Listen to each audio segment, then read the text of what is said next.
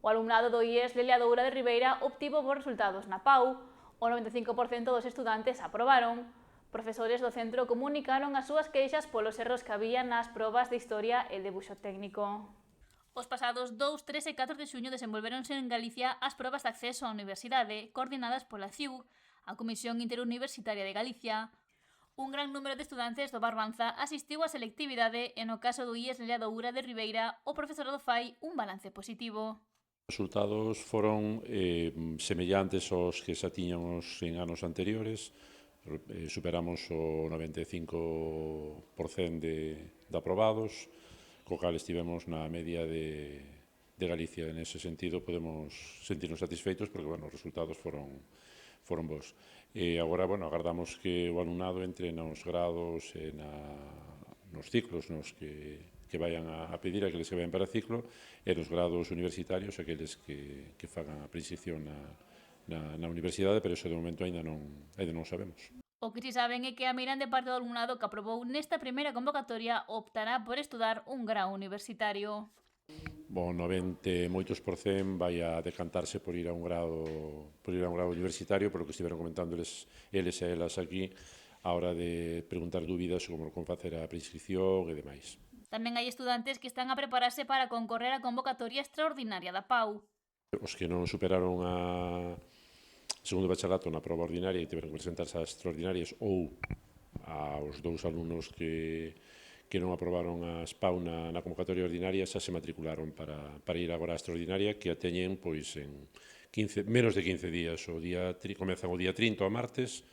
e despois o mércores 1 e o xoves 2 son as probas. O profesorado agarda que nesta segunda convocatoria non haxa erros tan graves como os cometidos nesta ocasión nos exames de Historia de España e Debuxo Técnico. Son o xefe de Departamento de Xeografía e Historia aquí do centro, e o noso departamento presentou un escrito de queixa, reclamación, protesta perante o presidente da CIUGA, e foi tamén remitido á coordinadora do Grupo de Traballo de Historia polos erros graves que se cometeron no exame de Historia en canto ao enfoque dunha das preguntas que se salía totalmente do que é o currículum de segundo de bachalato, non en canto ao contido xeral, porque é transición, pero sí na especificidade que se lle daba a pregunta, e logo a outra que estaba mal plantexada porque tiña que ir en outro apartado. Foron tamén graves os erros en debuxo técnico, polo que comentaron compañeiros, e, presentamos esas queixas, máis que nada, para pedir responsabilidades e que a xente asuma os seus erros a hora de preparar uns exames nos que tanto alumnado se xoga tanto porque é o seu futuro. Apunta que a decisión tomada polos responsables da PAU definiuse como non prexudicial para os alumnos ao aplicar criterios de flexibilidade nas correccións. Iso nós tamén lle mandamos un escrito e xa o manifestamos nos medios de comunicación de que é un arma de doble filo e un enganabobos, tapar unha chapuza con outra chapuza, porque deixas totalmente a un criterio subxetivo de quen corrixa o que debería de ser un criterio obxectivo, co cal nunca sabe realmente cal é o criterio que eles empregaron a hora de valorar ese exame.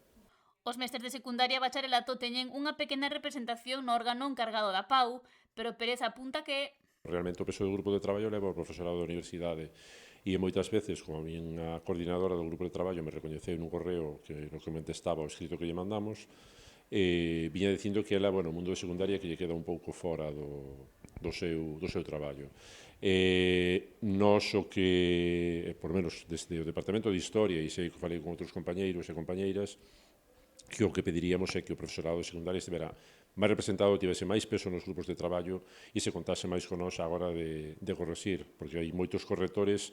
que proveñen da universidade e outros que non da inspección, que non son os que realmente están dando clase e traballando co alumnado, co cal os seus criterios e a súa visión da materia queda un pouco fora da realidade. Logo do sucedido na convocatoria ordinaria da PAU, o foco estará posto nas novas probas ás que se teñan que enfrontar os estudantes.